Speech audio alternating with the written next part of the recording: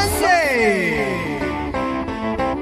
Every Sunday, side by side at the microphone, from the green light to the speed trap, Ray Garino and Joe D calls them as they seize them, and you better believe them. Hear relevant news, biased opinion, and outright nonsense regarding every aspect of automotive culture. Gasp with mechanical trickery never before broadcast over FCC-regulated airwaves. Thrill to the explosive tension as Ray and Joe cuss each other down track, barrel roll across the finish line, laughing at certain disaster as they shake hands with the devil.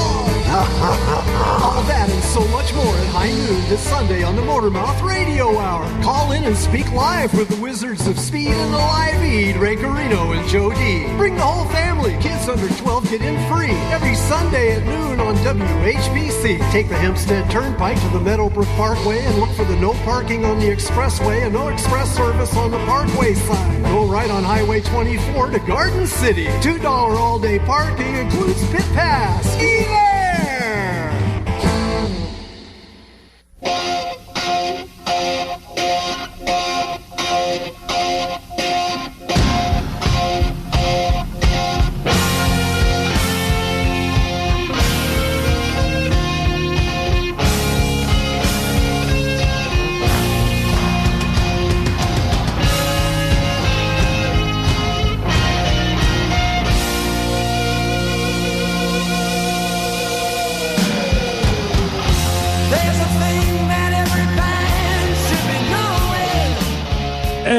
What everybody should be knowing is that you are tuned in to Motormouth Radio, Long Island's only automotive talk show with your host, Ray Guarino. Joe D is in the background, but filling in today, sitting in the chair, is Kilowatt Kevin, good friend from ways back. Long time. Good afternoon, Ray. How are you? Thanks for coming in, Kev. It's a pleasure, as always, to have you. Well, thanks for the invite. Yeah, and first guest of 2020. Well, you started off with the right intro song, too. We like to, that funny you say that, because I like to tailor the music to the guest. And we had you on schedule for last week. So we had Cream all ready to go. Either one.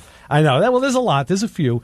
And then Chassis John from Florida just happened to be in town. He was in town, but he couldn't make the show originally. That's why I tapped you. And then last minute, John was like, hey, I can do the show. Right. And then we switched and whatever, and then you graciously took the next spot. And so put me back in the Rolodex. But I had no time to change the music. Now John's an old school music guy too, so it fit. But I might have picked some other stuff for him. I said, you know what? No time to change the music. It's too late. We'll go in with the Cream. Oh crap! I got to get music for Kevin.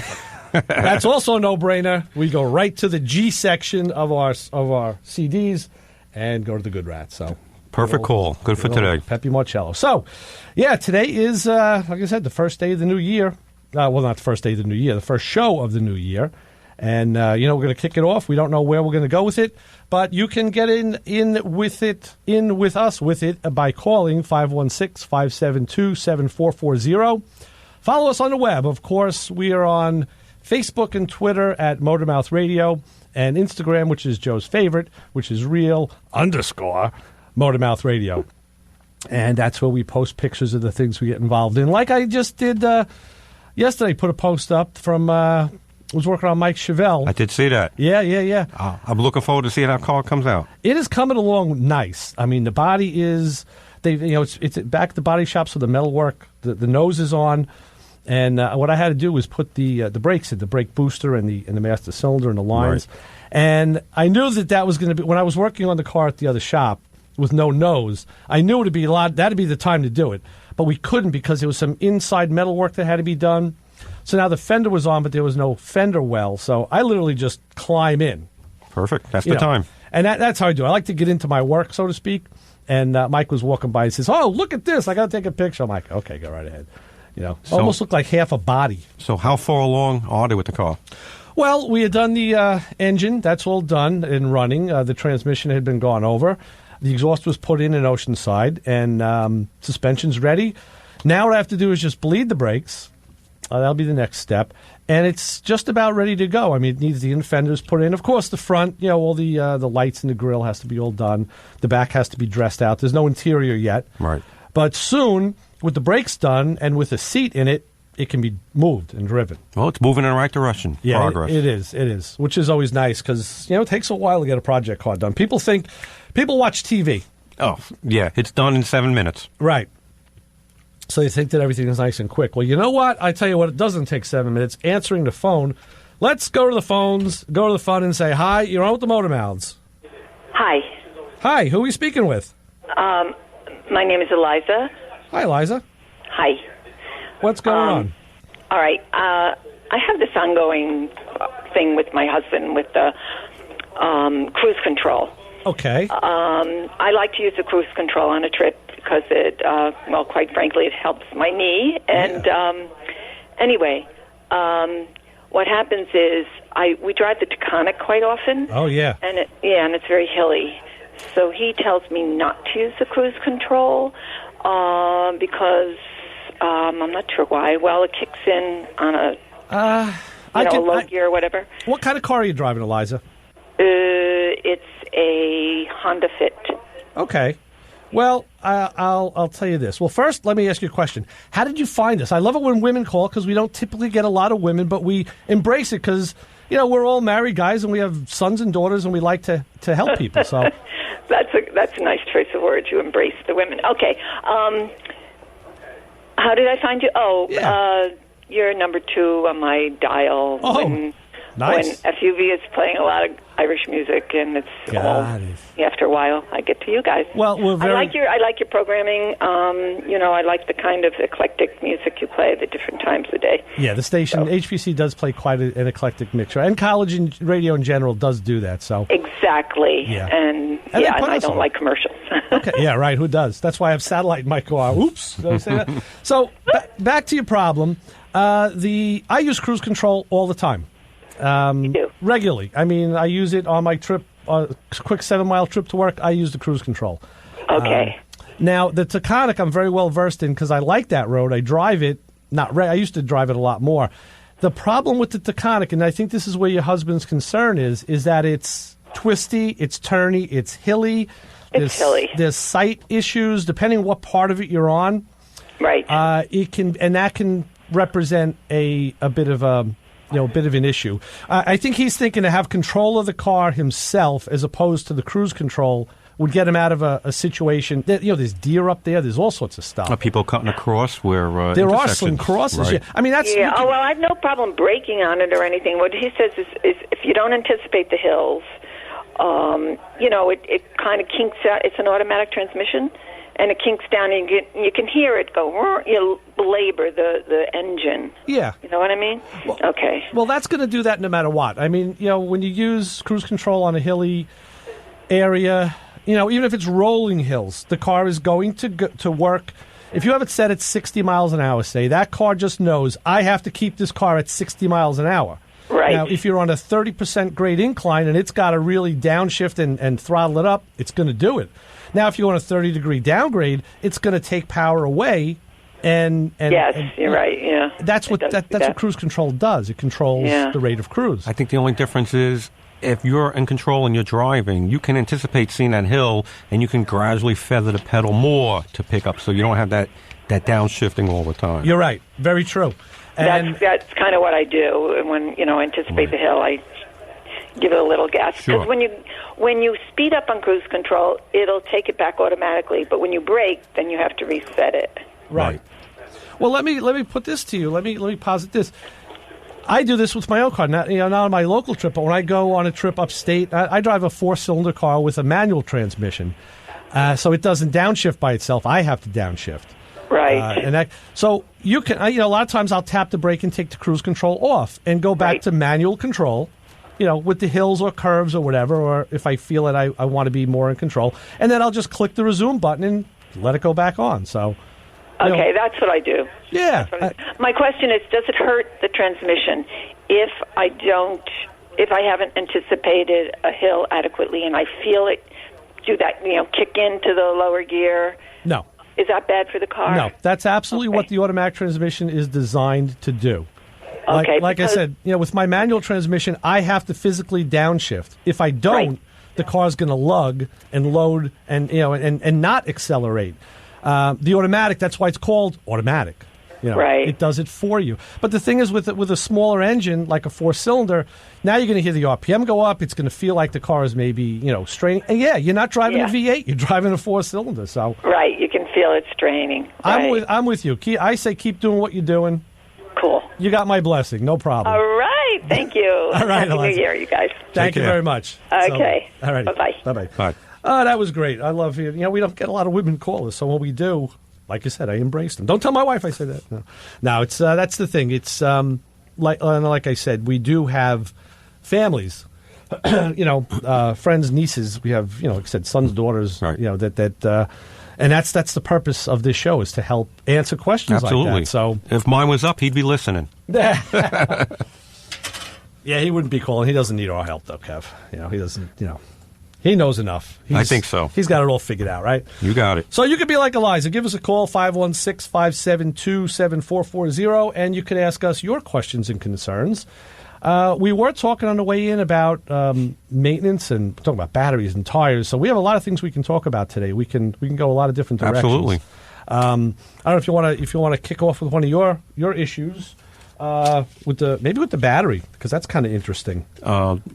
The most recent one I purchased? Yeah, we were talking about just battery life in the Right. cars and expectancy and. Well, we've always discussed this, how you found in the past, the batteries would give you some type of a warning when they were starting to deteriorate and they were seeing the end of their life expectancy.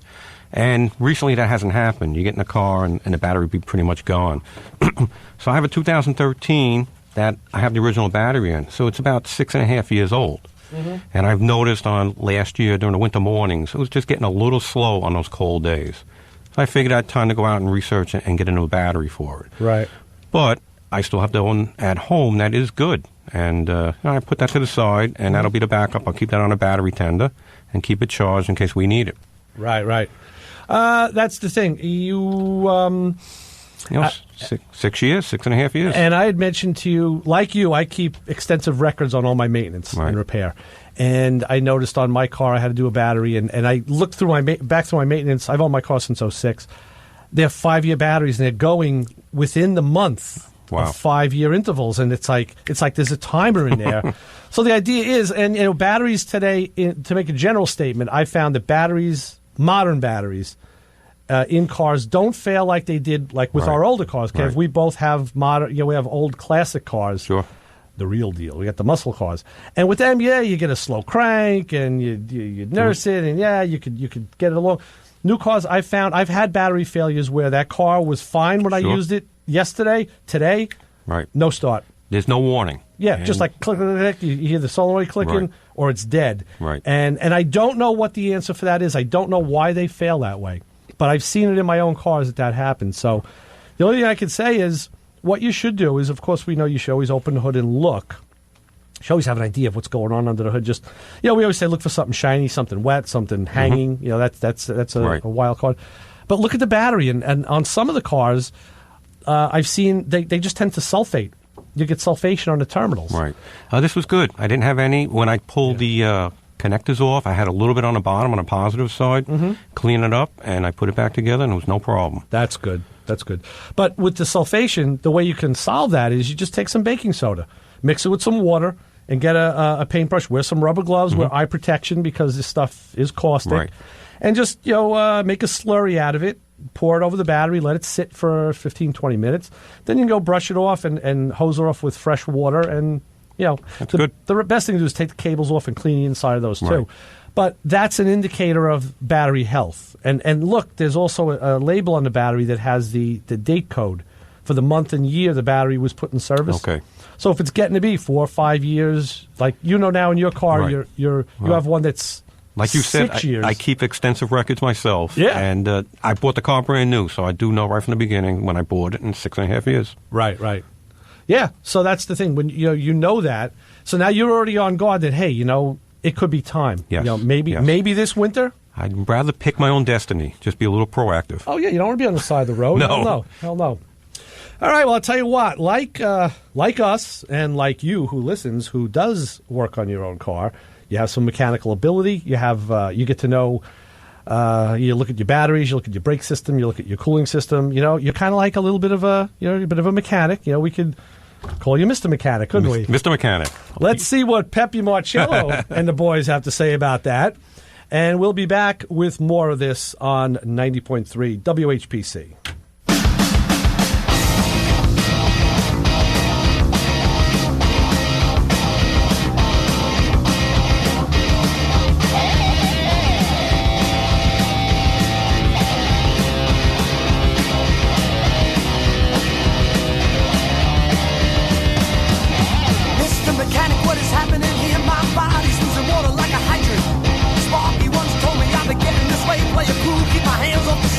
This portion of programming on 90.3 WHPC is brought to you by the Center for Workforce Development at Nassau Community College, where you can learn how to become a phlebotomy technician. In a 90-hour program at Nassau Community College, students will be taught aspects related to blood collection and develop comprehensive skills to perform venipunctures for lab analysis. Class includes lecture, demonstration, and hands-on practice. Employment opportunities exist in doctor offices, hospitals, diagnostic offices, and labs. The course begins February 10th and concludes May 20th with classes conducted evenings. More information can be found by calling the Center for Workforce Development at 516-572-7487 or by visiting ncc.edu.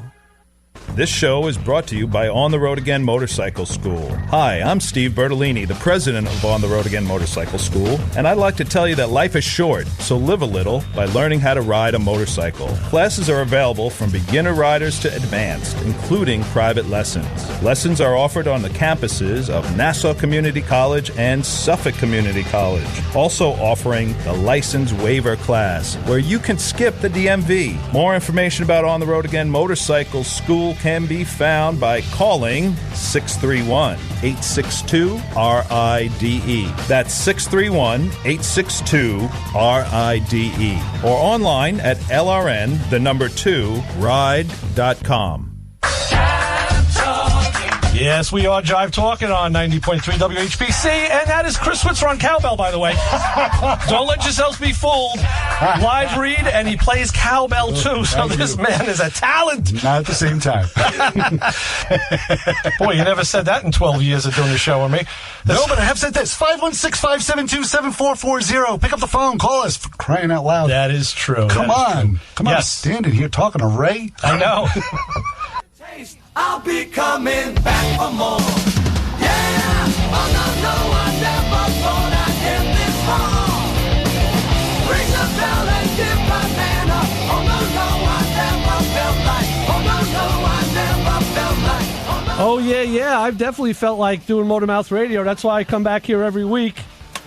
Thanks to Pepe and the boys for the little backup on that, and thanks to Chris for playing cowbell because he does that so well. He does. So, he does. Yeah. You got to get that on film. Man of many talents. Oh, yeah. No, he shuns the camera. That's the problem. He doesn't like to be seen. So we're back. You can give us a call, 516-572-7440. Get in on the fun. Or, you know what? If you find yourself... It's a live read we got to do, too, Kev. Okay. Tuesdays at 3 p.m. if you're free. Tune in this fine station and listen to your family's health. Professor Janine Cook-Garrard from the NCC Nursing Department discusses health issues concerning us all. And as we get older, Kev, we talk about this all the time. We all have health issues. We all have something. There's aches, pains, groans, grumbles. Oh, my God. There's always something going on, right? It's 2020. It's creeping on us. Oh, boy. I know. Well, we're lucky to be here to talk about it. So, what are you going to do? I want to bring something up that I noticed. I happened to be following my wife. She had to pick me up from the shop so I could get my car, and then I was following her back.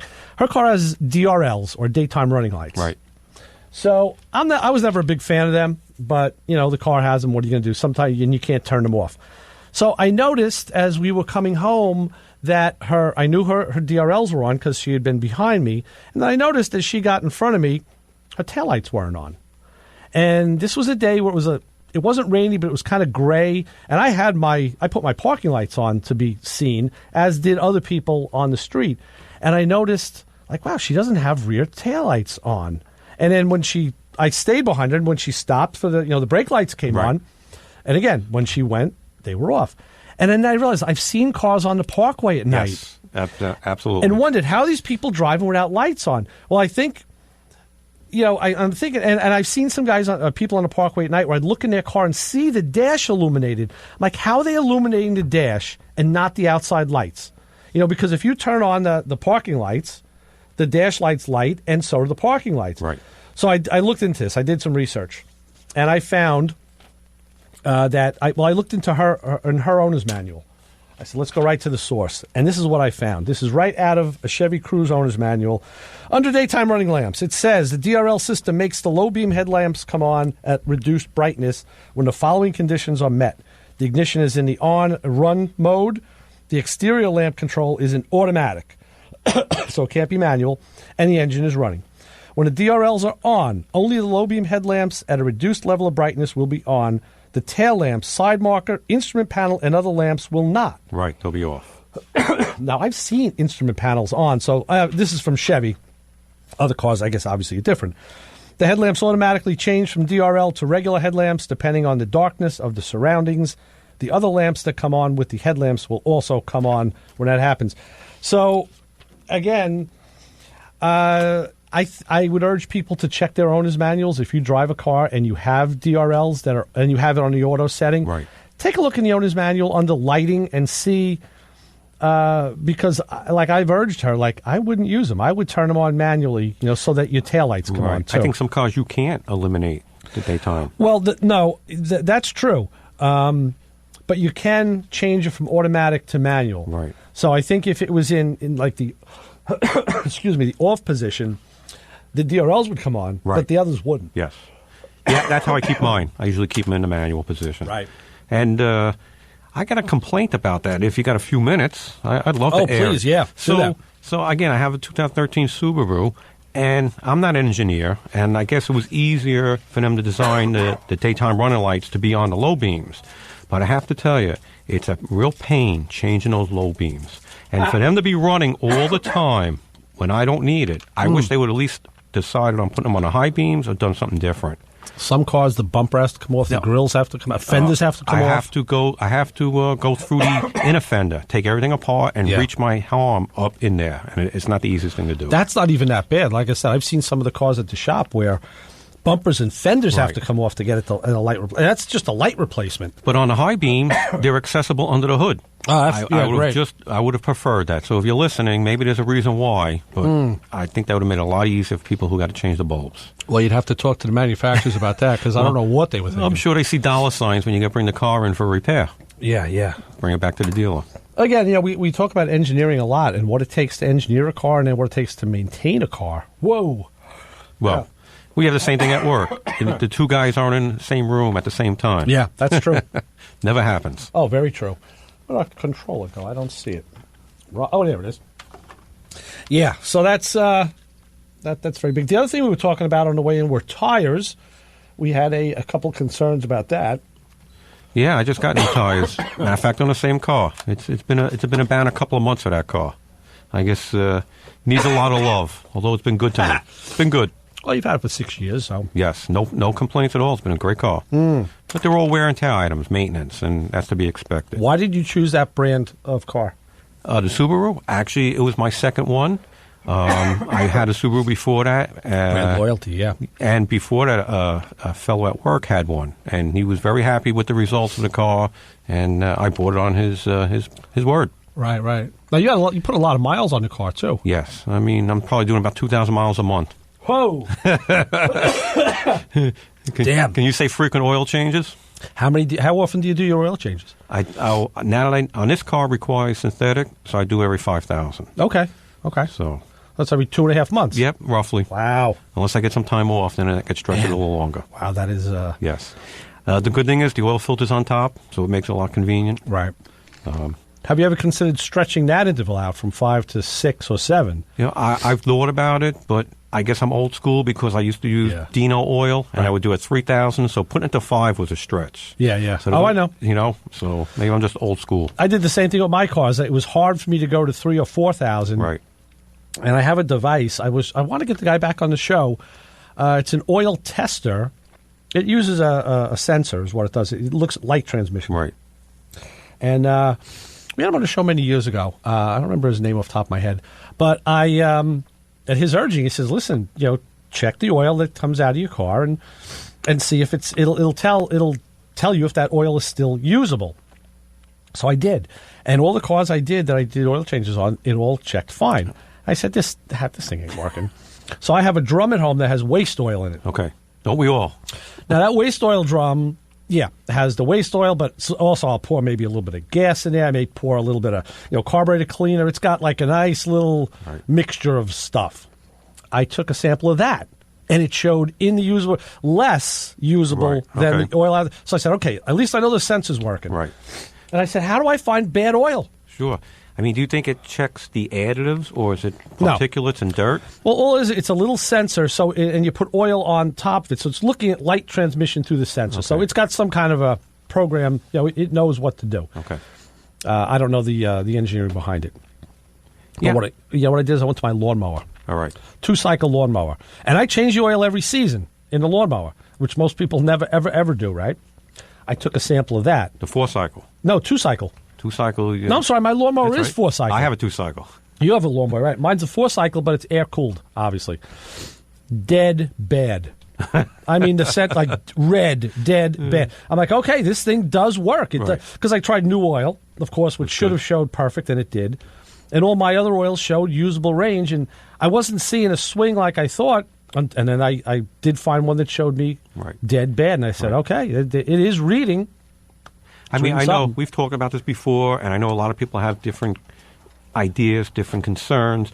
I just look at the price. It's fairly reasonable, the cost, and I just prefer to change it at that 5,000-mile mark. I don't want to throw good money away, but I feel comfortable doing it at the 5. Yeah, no, that's and that's a lot. That's a big part of it. We talk to people and say, it is what you're comfortable with. I mean, we could talk about the old car. I mean, we know how much oil costs for those cars. I mean, I have to use something with zinc in it. And I barely get a couple hundred miles a year on a car. So do I change it yearly, or do I wait until... What do you do? I change it yearly. Yeah, see, sometimes, like last year, I didn't change oil in my Pontiac. I don't know how many hundreds of miles I put on it, but again, it was the end of the season. I said, you know what? Yeah, I just did this, and it's like... I know. Wow. I know. So I guess this year, but again, now that oil... Last I checked was about $8 a quart. Yes, maybe more. Depending where you go. Sure. I did get a deal once online. Now I was buying the oil that I know you would use, which was Brad Penn. Right. I like that because it's the old Pennsylvania crude. It's the old Kendall oil. Yes. And like you said, high zinc content, ZDDP for the for flat tappet cam engines. You can look that up. There's all sorts of stuff on the internet if you're curious. And because of that, now that's become a specialty oil. Where it used to be, that was what was on the shelf everywhere. And because of such, the price is reflecting it. Yes. So I got a deal once on the internet at, I think, $4 a quart. Wow. That was a steal. One time I got that. I could never find that. And if you get a good price, they make up for it in shipping. Yeah. So you're not making out. But on the average, it's about $7 to $9 a quart. And I mean, if you buy it off the shelf someplace else, locally, it's going to be even more. I found another brand, because actually Joe had asked me to get it for him. It's Valvoline. I think it's VR1. They call it racing oil. They have it at Colvin Auto Parts, the local auto parts store that we both frequent. And a case of 12 quarts was about $50. Wow, that's cheap. Which was pretty damn good. Yep. So there is another alternative. I know a lot of guys used to use, what's the diesel oil they used to use? Rotella. They used Rotella? Rotella I tea, tried that too for a while. Yeah. And, that's the thing. You don't know, is it working? Who knows? I don't know. I don't want to find out the wrong way. It's got me thinking of, maybe a way to go from now on, like any other engine that I build or any other car I get involved with, maybe just go to roller cam and be done with it. It's like, it's easy, Well, it's not easy. Well, now you can actually put a roller cam in a Pontiac. Like us being Pontiac guys, we're always handcuffed. There wasn't stuff available for those cars. Other cars, not a Pontiac. Now there is a roller cam conversion, but it's not. It's not cheap like a Chevy or a Ford. I never was. But it's out there. Like there's aluminum heads now that were never available. Sure.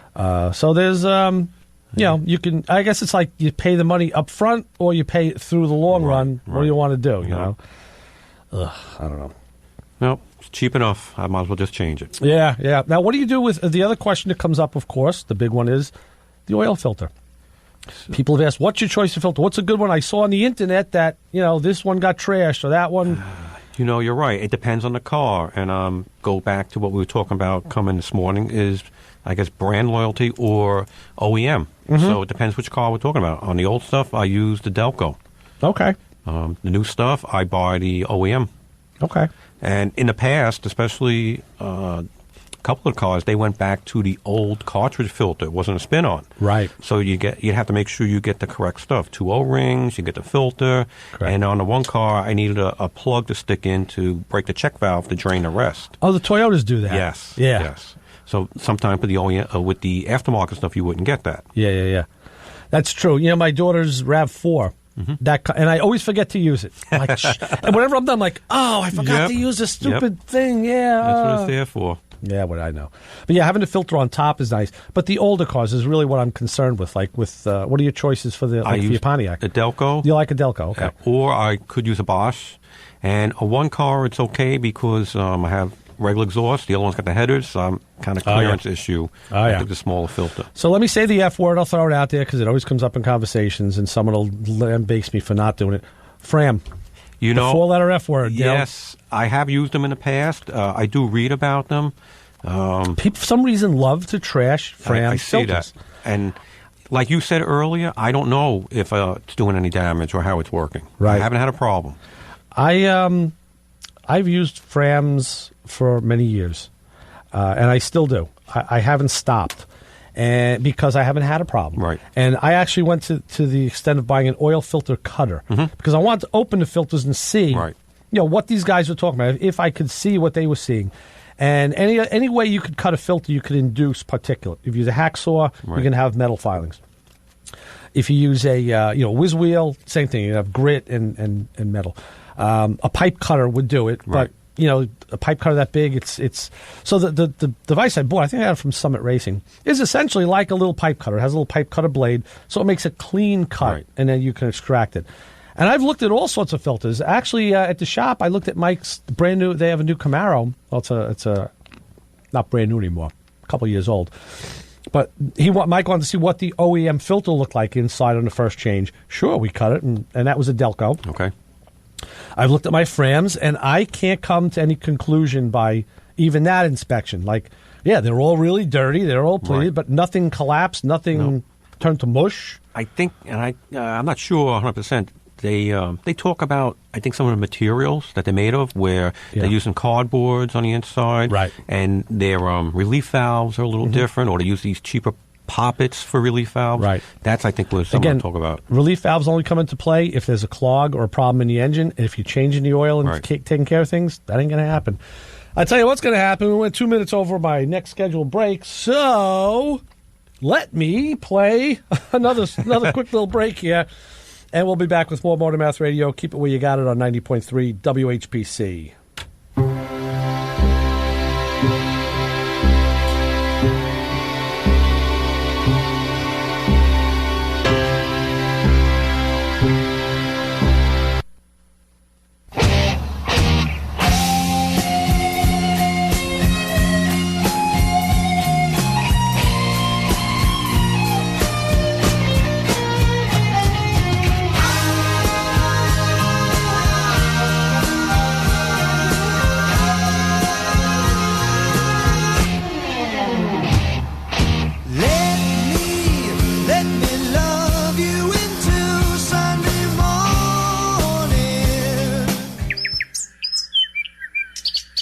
What are all these birds doing here at the radio station? They're just tweeting. They're kind of loud. They'll stop soon. They're about to hit 140 characters. Huh? Oh, that's a good one. I'm retweeting that. Oh, no, not again. You gotta like that.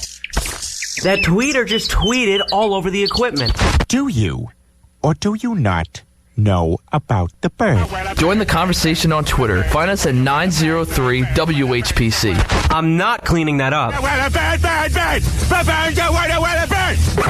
Hey, what's your big idea? That's 903-WHPC on Twitter. From the voice of NASA Community College, 90.3 WHPC. This program is brought to you by Stu Leonard's Farm Fresh Foods. located at 1897 Front Street in East Meadow and inside Airport Plaza on Route 110 in Farmingdale. Open 7 days a week from 8 a.m. to 10 p.m. It's where rule number 1 is that the customer is always right. And rule number 2 is if the customer is ever wrong, reread rule number 1. More information can be found online at StuLeonards.com. Coming up at 12 o'clock today, Sunday, Motormouth Radio, Ray Guarino, Joe D, talking about cars. And like I said, you don't have to know anything about cars to enjoy the show. People watch cooking shows, don't know how to cook. People watch those home repair shows, they don't know how to fix anything. So Motormouth Radio is the same thing. Think about it that way.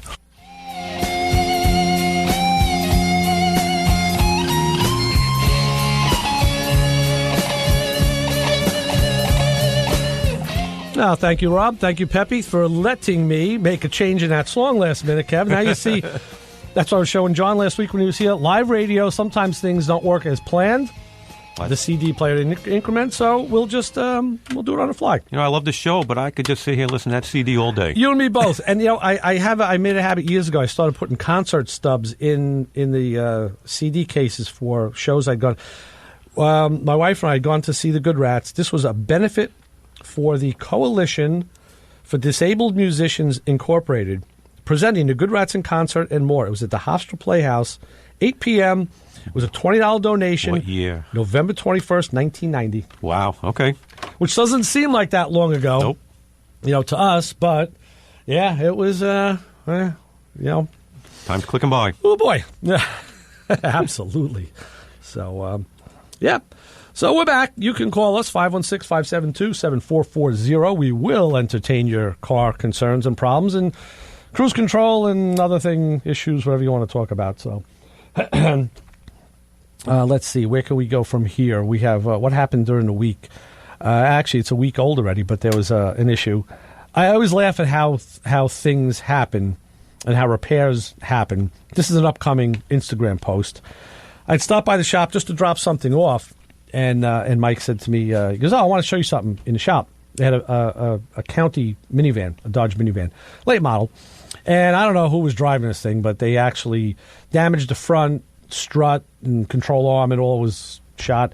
And then must have curbed the rear because the long control arms in the rear, one of them was totally bumped up. Yeah. Talk about a hot landing, huh? It was pretty good. Yeah, it must have been. I would have liked to have seen the video of that one. So one of the other guy in the shop had already changed the front end components, and we're looking at it. Mike says, "What will it take to change this rear axle?" So he had one on the ground from a junkyard, and you know it's a dead axle, just with two wheels and hubs on it. Had the rotors, had the brakes, calipers, and everything on it. Had the parking brake cables and all. They really did a nice job taking it out. So we're looking on the lift and said, "Okay, well you got two forward bolts for the lower control arms. That's two big nuts and bolts there." The two shock bolts. There's a transverse panered rod. That's like you could take one side of that off. And then you take the calipers off and the e-brake cables, leave that with the body so you don't touch the hydraulic system, just hang the calipers. I said, then this thing should just drop right out. Sure. I said, where's the tranny jack? Now, I was going to go, I had things to do. I was going to go into Queens and do some visiting and also. But I said, in my head, I'm calculating to say, all right, it's not a particularly dirty job. It's not really greasy or oily. All those things where you get into an engine or whatever and come out looking like, like you're just little Brea tar pits. So I'm thinking okay, is this something I want to do today? Maybe we should do this tomorrow or, kind of let me see. Let me get a wrench. I walk over to my toolbox. Let me get the tranny jack. That was it. Let me tell you something. Between the two of us banging this thing out, it took us an hour to get it out. Right. Which really wasn't bad in retrospect because the bolts were all tight and it was, I'm sure a lot of rust. Not too bad, truthfully, because it was a fairly late model van. And half hour to put it back in. So, and, done. And you could attribute that to having a lift, putting that up on a lift. Because I'm thinking about doing that in my driveway, and it certainly wouldn't be an hour. I'll tell you something. You could think of it as doing like a rear end in an older car, like on one of our Pontiacs. Right. If you had the car on jack stands and then the rear end on a jack, it would be the same thing, just undoing the mounting points and lowering it down. Actually, there's more to do on a car like that. Because there's drive shaft, there's upper and lower control arms. So there was less to do on this. The tranny jack was key. He said, it's not a one-man job. with the tranny jack, it could have been a one-man job. I said, it's really not a one-man job, and even two guys without a tranny jack, yeah, we could have lowered this ourselves, but why? No. Why stress it? Supposed to work smarter, not harder. And that's what we did. Right. And I was surprised. At the end, I washed my hands. I looked, wow, it was like an hour and a half. I'm chuckling like, that was easy. But it comes with a little bit of experience of being able to look at it. And like I said, I did a mental inventory of what has to come out. Sure. I'm like, okay, we can do this. Now with the combination of power tools and hand tools and like I said, the lift and the jack. Accessibility, yes, not laying on your back. Yeah. Definitely helps. Whoa, without a doubt. It's almost like the first time I did change the rear on my Pontiac years ago. Right. Change it with a scissor jack. Oh, That yeah. was the only thing I had. Right. No, you're right. I mean, we all worked that way. That was the, that was the mantra of the day. We used what we had. We did in the driveway. I tell people all the time that, I was out there in the snow. Me too. With a piece of cardboard for insulation. Yep. I just told a chiropractor, not my regular chiropractor, a guy who stood in. I told him a story last week on how I met my friend. Not how I met him. How I kind of cemented the relationship with my good friend Gerard from PA, the trucker, who may be listening now. Hey, Gerard. This is back 1976, 7, I don't know. He lived. I lived. My house was on a hill. We used to sled down a hill. He was at the bottom of the hill, make a left, go to the end of the block. So he comes up the hill one day in the winter, knocks on the door, and he says to me, "Hey, Ray, listen, I got a problem. You think you can help me out? My buddy, who became his brother-in-law, actually his name is Buddy, his car, we're trying to put a transmission in. We did a clutch. It was a Mustang. It was a 428 Mustang or 429. Big shoehorn that in there, right? Oh. So they had done a clutch, and he says, we can't get the transmission back in to seat with the bell housing. Right. I'm like, yeah, common problem with a 4-speed. The splines have to mate with the clutch. So I asked him, did you use an alignment shaft? Right. Yeah. Did anybody touch the clutch pedal? No. All the major things, no. Nobody screwed with anything. I'm like, all right, well, where's the car? Well, it's down at my house. We got it up. You think you could take a look at it? So now I'm again doing the calculation. What am I doing? What's more important? Do I want to help this guy? And yeah, sure, let's go. But of course, now if you would have seen my perspective past Gerard, you would have looked. That year we had this massive snowstorm. We had like 3-4 foot of snow everywhere, and the car is outside. Naturally. Yeah. So, all right, I get my clothing on, whatever I'm going to do. We go outside, and someone had driven him up. So, I don't know why, because I remember we chose, it was probably his father's station wagon, too.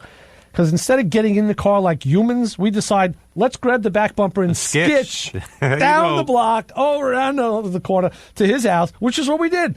Have a little bit of fun out of it, too. Let's see if we can kill ourselves. We were young.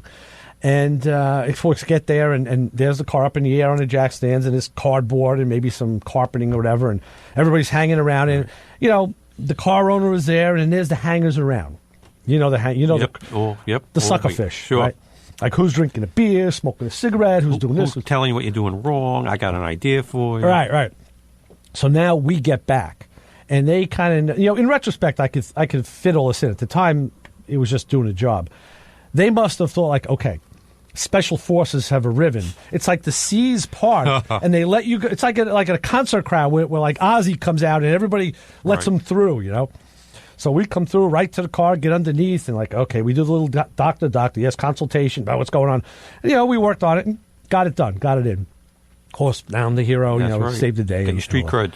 And, but, and for me, it was more about just, like even with today, more about sharing the information, just helping out. It wasn't about being the guy or being a superstar. You don't look for accolades. You just, it's like, hey, you know what, dude? There's a 6-pack in this for you. Cool. That's right. Yeah, good. That's great. More importantly, you got a cemented friendship with somebody. Exactly. Many years. With both of them. Yeah. Yes. Yep. But that's the way we worked back then. And like we talk about all the time, like, having a lift or having a jet. Yep. It's like, would I do that today? I built my own car in my garage. I did do it in my garage and on jack stands. So I did put that well, actually, I'm a fan of putting a transmission on the engine. Sliding and putting them into. Actually, you were there to help me with that one when I got the car back, in fact. But yeah, to go and work like that now, no. Nope. Back then, you were young, ambitious, you didn't mind, you were learning. You had other people I didn't want to say it. How's it go? Young, dumb, and yes. something. Yeah, there's something that goes with that. All right. Like I said, working smarter, not harder. Now. Absolutely. But, yeah, we've worked smart up to this point. I tell you what, we got to take our last break. This is, it was kind of like, people say to me, what were you like, from outer space? Working like that? You some kind of an alien mentality? You're crazy? I'm like, no, that's just what we did. I used what was available. But I will say, like, with that job, we had victory. All right. In space. Let me guess. We'll be back with more on Motormouth Radio. Ray Guarino with Kilowatt Kevin today on 90.3 WHPC. Keep it where you got it.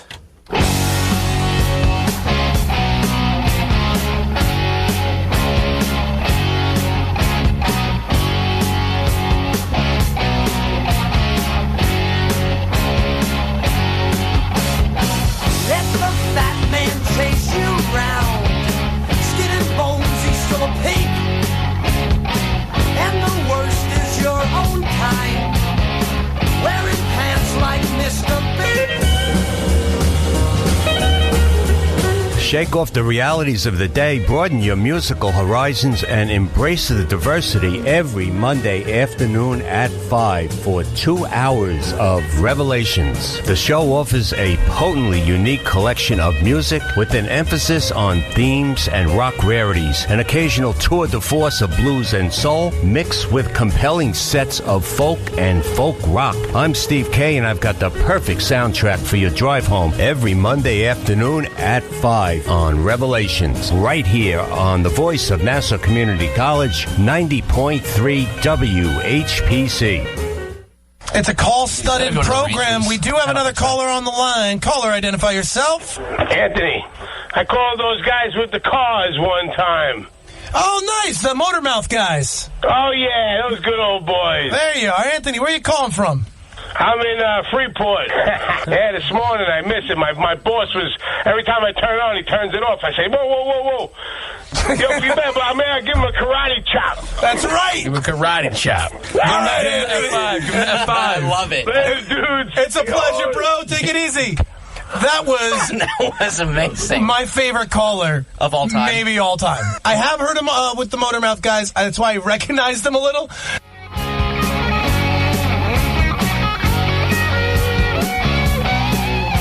All right, we've been victorious. We got through another break. We got through almost another hour.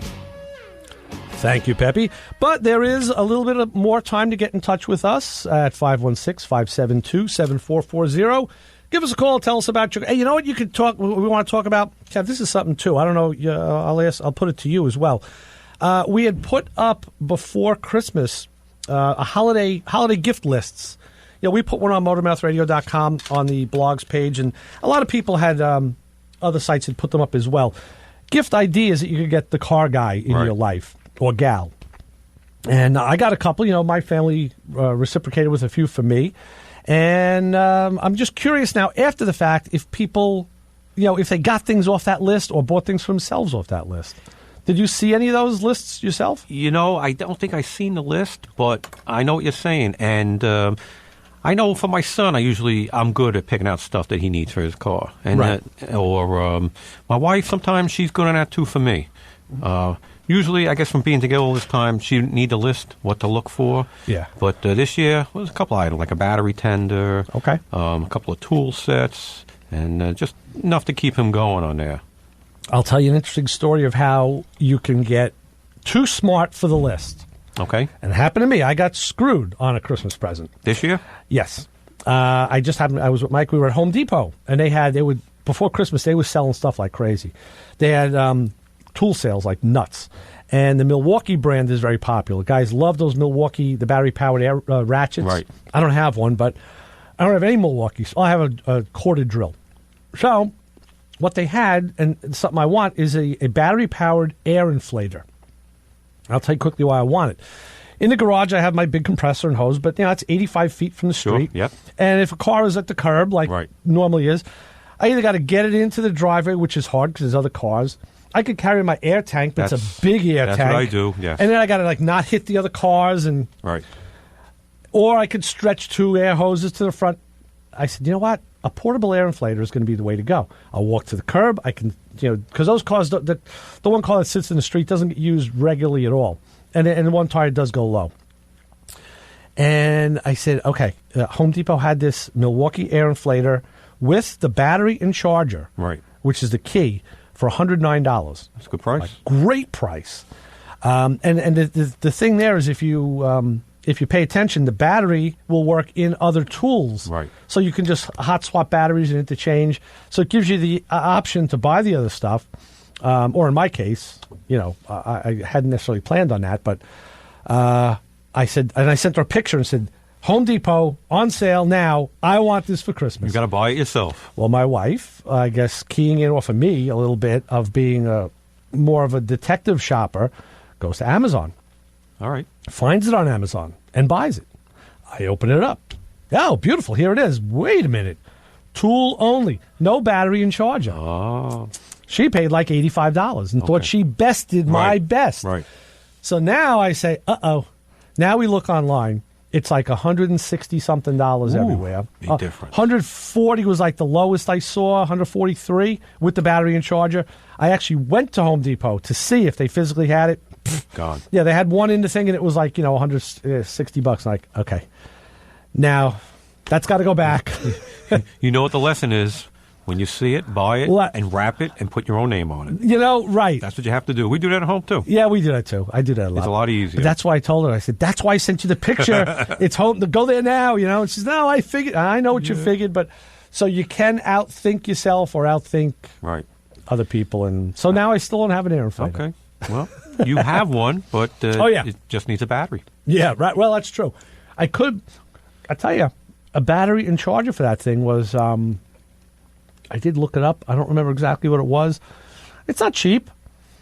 That's usually how they get you. Maybe like $50-$60, something like that. Now, that's the M12 line. Now they have the M18, which is the voltage. Okay. So the problem with that is it locks you into other tools of that voltage. Right. And they're smart because they physically change the battery so you can't interchange them and like overpower it. But so I don't know. That's you can be too smart for the room, and that's like I said. We just buy our own. Gets a lot easier that way, and nobody to blame. Yeah, exactly. Right. Yeah. You get what you want. So I should have done that this time, and I didn't. So anyway, So if you're going to send it back. Yeah, I guess we'll send it back. And now I'm in that dead zone because I did look online and I looked in the store. And I'm thinking, unless they do another sale... It might come down again. I'll have to look and see if they do another sale. There's other ones available, but I like the Milwaukee brand. Again, we talk about brand recognition and brand trust, and Milwaukee is a good brand. Right. And there is a possibility I might... I could see myself buying a battery-powered Milwaukee tool, be it like a little Sawzall, which is kind of cool. Yes. I like the sanders. It's like a belt sander. Handheld and of course the ratchet. But I'm working on putting a deal together with Matco Man Brian. He's we were talking about this. I said we had bought at the shop a couple of pneumatic guns, air impact guns. They did Matco now has a 1,600 foot-pound breakaway impact, half-inch drive, a killer. Now they're making battery-powered ones like that, but this is air. So the one right before it was 1,300, no slouch. Right. Mike and I bought a couple of reconditioned ones, at a very good price, very good discount. And I tell you, things look brand new. Brian knows how to sell a tool. He really makes it look like it's new. So I said, hey, when guys are now switching over from the brushed type motors on the battery power to the brushless. Yep. And also the battery voltage changed. I said, when you get a guy who does trade-ins, because they do this all, some guys just have to have the new stuff. Sure. Nothing wrong with the old stuff. And when you're working like online, when you're a guy, line mechanic, and you're doing this every day, you want to have something dependable, and maybe you do want the newest. So I said, keep your eye out for a guy who trades in, the battery-powered ratchets, 3/8, quarter, and a little 3/8 gun. That's what I'm looking for. I said, and then you put me together a package with a couple of batteries and chargers. That's nice. I said, and then, and I don't mind having, and I know he's going to get me the stuff that's, the primo stuff. It'll be in good shape. There'll be no regrets. So, no regrets. What? tattoo commercial. So we'll see. But if you have, you've got a few minutes left. If you have a choice of tools, because there's that whole debate about battery versus pneumatic also. Yes. I found I've been using a lot more battery. Have you? Yes. What brand battery stuff do you have? It's usually Craftsman at home, and work is Milwaukee. Okay. You know? Okay. Do you see a difference between those two brands? You know what? No, for me, I don't. Okay. But I'm not using them both either day. Right. I'm sorry, every day. Right. So it's hard to compare. Usually at home, I use the Craftsman a lot more, and I have no issues with them at all. Right. Yeah, I have at home. I bought them years ago. Again, my wife was at fault at this. I wanted the 1/2-inch drive battery-powered impact. Yes. Yep. So I had asked for that, and she actually bought me the 3/8 one. So I had to go out and buy. I have that. My here. own. Yep. I'll tell you what we're going to do. We're going to reach to this, push this button. We're going to go to the phones and say, hi, you're on with the Motor Mouths. Hey, guys, I just wanted to get in there and wish you a Happy New Year. Cliff, how you doing? Happy New Year. Good. Happy New Year, guys. Happy New Year. Good. I got a quick question for you, Ray. I see you talking about a lot of the battery-powered tools. Yeah. I've been seeing so much of it being used in, like, tire shops now. And do they have the same amount of torque, like the same amount of strength to tighten as, like, you know, an air pneumatic one? Or Cliff, in a lot of pneumatic? cases, the battery surpasses the pneumatic. And in fact, Mike at the shop just bought a couple weeks ago a 3/8 drive, small 3/8 drive battery-powered gun, and we were taking lug nuts off with this thing. Wow. So, yeah, very impressive. Very impressive. Very cool. Yeah, it's amazing some of the stuff now, you know? It's not cheap. It's not cheap, but, you know, you get what you pay for. And if you're in a shop, man, that stuff comes in handy. Yeah, if you're using it every day, it's definitely quicker, and you don't have to worry about the hoses all over the place or your compressor making a lot of noise. You know? Think of how many heads and rear ends Danny could change with that stuff. He probably uses battery power. I think he has some stuff in there. Yeah, I've seen it. But I was shocked. You know, I was kind of surprised when I see guys putting wheels and tires on. I'm like, wow, you know, you always, you know, old school. You're thinking it's not powerful enough, you know? No, but it is. Got to check the lugs with a regular lug wrench. I tell you what, I'll tell you what I do, Cliff. I actually break my lugs with a breaker bar, and then I run them off with the battery-powered gun, or the pneumatic gun. And when I put them on, I'll run them in with the gun just till they seat, and then I torque them by hand. So I'm maybe the anomaly. I don't know. That's just what I do. That's the real way. Yeah, that's what I do. So, whatever. Well, have a Happy New Year, fellas. Thanks, Great Cliff. show as usual. Have a good day. We look forward to getting you in the studio again soon, too. I hope so. It's a lot of fun. All right, Cliff. Thanks. Bye-bye. All righty. So long. It's our good friend, Cliff. We just had him in a few weeks ago. Cliff was here, sitting there with me, talking about stuff. In fact, there's a few threads that came up when Cliff was in about auto scams on, like, you know, this on Craigslist. Yes. And so we wanted to put together a show to talk about that. That'd be really good.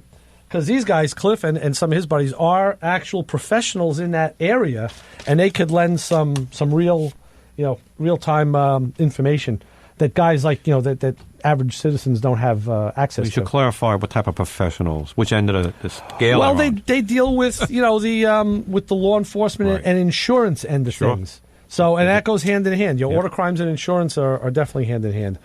And I tell you what, we're coming to the end of the show. We're not there yet, but Kevin, thank you again for coming in. It's a great help. Well, I'm trying to be leading this time, Kevin. I see you looking at the clock. She's like, "What, am I late?" No, you're not late.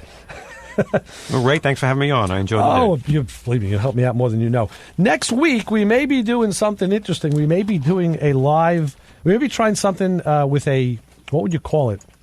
A ghost remote. Where my old co-host Chris Switzer may be co-hosting the show, but from his location in Connecticut it'd be like he'll be in the studio, but it'll all be done, with a remote type with software and all. So we're going to see if that comes off next week, and that may be our new mantra for the show going forward, at least until we can. Until things settle out. So we're going to see. It may work. We'll give it a shot and we'll see. I'm sure Kim can make it happen for us because she's a wizard with that stuff. Yes. And we have Mark Warman scheduled. Well, he's not scheduled. We're scheduling Mark Warman from Graveyard Cars to come back on and talk about his season 11 and all the changes that he made. That hasn't dropped in yet, but it should very, very soon. And then we'll let you know when it happens. So, Kev, again, thank you for coming in. Thanks, Ray. We're going to let Kim come in. Stay tuned. Of course, you stay tuned because everybody loves Kim and Thunder Road, best of Springsteen and anyone who played with the band. And we're going to be out of here. Motormouth Radio will be back next week. Keep it where you got it on 90.3 WHPC. Bye.